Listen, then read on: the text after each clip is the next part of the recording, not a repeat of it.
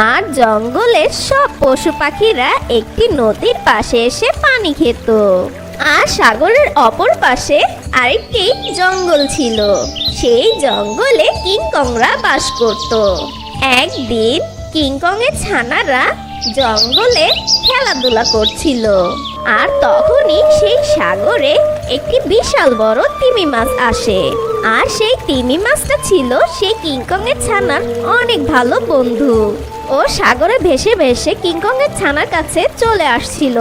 হেই কং, আমি তোমার সাথে দেখা করতে এসেছি। হেই কং, তুমি কেমন আছো? আমি ভালো আছি। তুমি কেমন আছো বন্ধু? আমিও অনেক ভালো আছি কং। আমি তোমাকে খুশির সংবাদ দিতে এসেছি। কিছুক্ষণ পর তোমার বন্ধু গডজিলা দেখা করতে আসছে।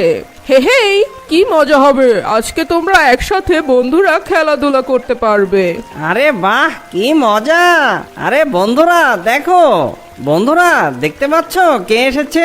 পাশের জঙ্গল থেকে আমার বন্ধু গডজিলা আমার সাথে দেখা করতে এসেছে।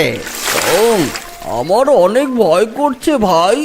আমার তো মনে হচ্ছে এই গডজিলা আমাদের খেয়ে ফেলবে।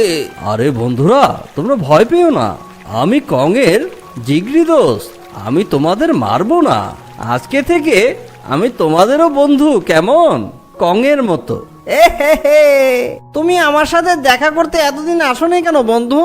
আমাকে মাফ করে দাও বন্ধু, কিন্তু এখন থেকে আমি তোমার সাথে প্রতিদিন দেখা করতে আসবো। আরে এই গডজিলার ছানাটা কালকেও আসবে। কালকে আমি আমার বন্ধু শিয়ালদেরও নিয়ে আসবো। আর এরপরে আমরা সবাই মিলে এটাকে ধরে ফেলবো। হাট্টিমা টিম টিম, এতদিন খেতাম ডিম, কালকে আমি খাবো গডজিলা হিমসিম।